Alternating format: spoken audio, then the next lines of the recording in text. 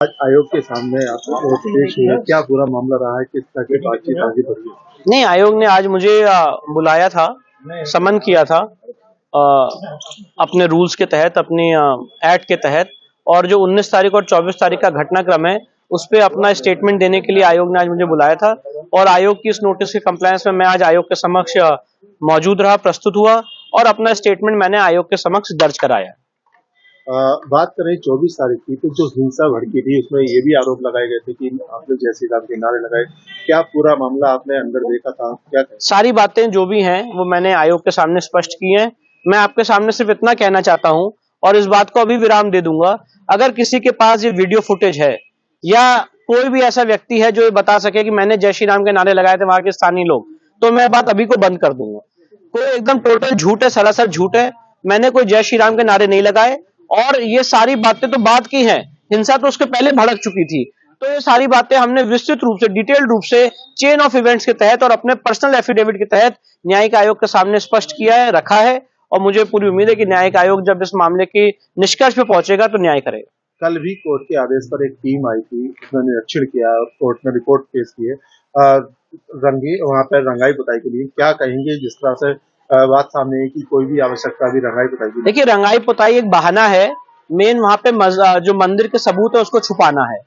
तो इसीलिए यही बात भी एएसआई ने अपनी रिपोर्ट में कही है कि इस समय यहाँ पे व्हाइट वॉशिंग की कोई आवश्यकता नहीं है।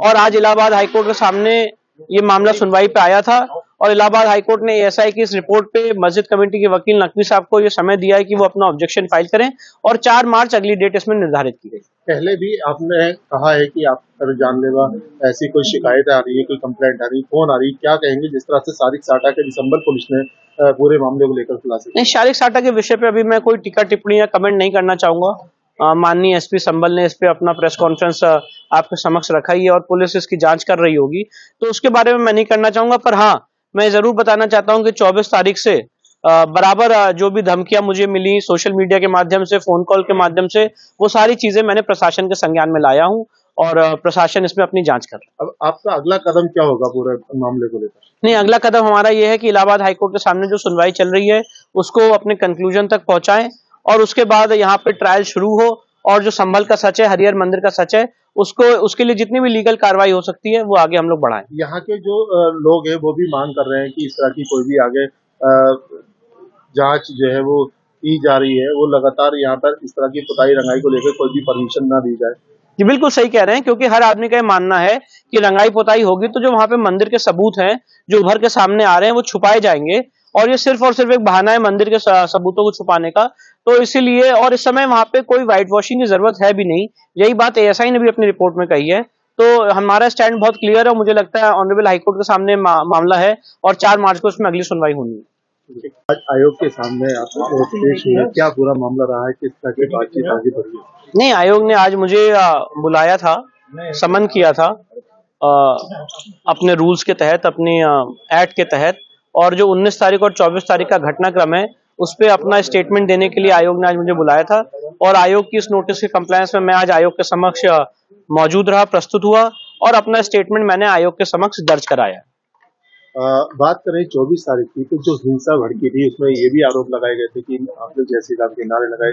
क्या पूरा मामला आपने अंदर देखा था, क्या कहें? सारी बातें जो भी हैं वो मैंने आयोग के सामने स्पष्ट की हैं। मैं आपके सामने सिर्फ इतना कहना चाहता हूं और इस बात को अभी विराम दे दूंगा, अगर किसी के पास ये वीडियो फुटेज है या कोई भी ऐसा व्यक्ति है जो ये बता सके कि मैंने जय श्री राम के नारे लगाए थे वहां के स्थानीय लोग, तो मैं बात अभी को बंद कर दूंगा।